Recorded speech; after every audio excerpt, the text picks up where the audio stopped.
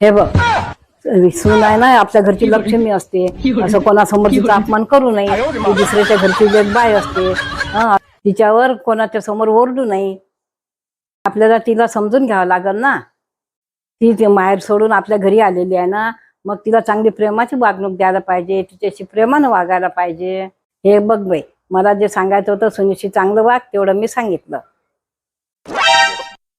सासूबाई, आज स्वयंपाक काय करायचा आहे? तुला दिसत नाही मी बोलून राहिली तर?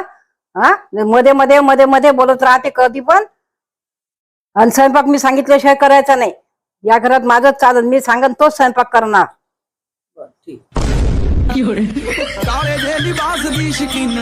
अगं, माझं तिच्यावर खूप प्रेम आहे, आमचं काही भांडण नाही. मी तिच्याशी प्रेमानं बोलते, आमचं कॉमेडी चालूच राहते अशी.